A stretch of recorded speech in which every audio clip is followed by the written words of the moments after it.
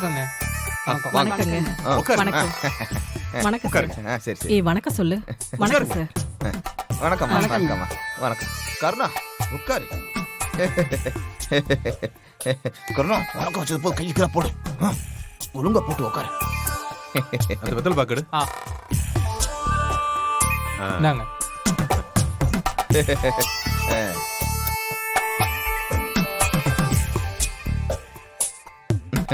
தம்பி நல்லா வாட்ட சாட்டமா இருக்காரு.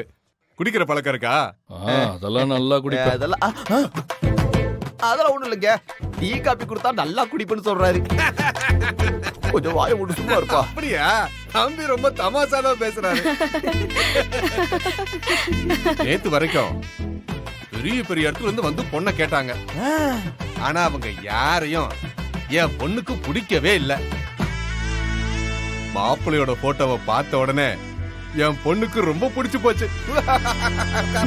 அப்படியே அந்த போட்டோவை நெஞ்சோட அணைச்சுக்கிட்டா. ஒரு மணி நேரம் எடுக்கவே இல்லை. அப்பவே நான் முடிவு பண்ணிட்டேன், இந்த இடம் தான் சரியான இடம்னு. யோ, உனக்கு ரெண்டாவது கல்யாணம் பண்றதுக்காக என்ன கூட்டு வந்திருக்கியா?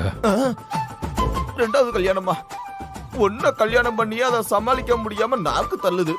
இதுல ரெண்டாவது வேறையா? பொண்ணு பார்க்க வந்தது எனக்கு இல்ல, உனக்கு. யோ, யாரு கேட்டியா முடிவு பண்ணீங்க?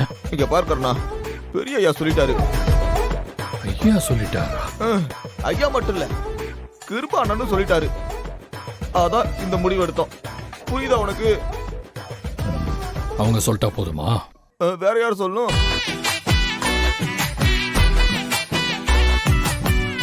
வேற யாரு சொல்லணும்? சரி, மாப்பிள்ளை தம்பி என்ன சொல்றாரு? அது ஒண்ணும் இல்லைங்க.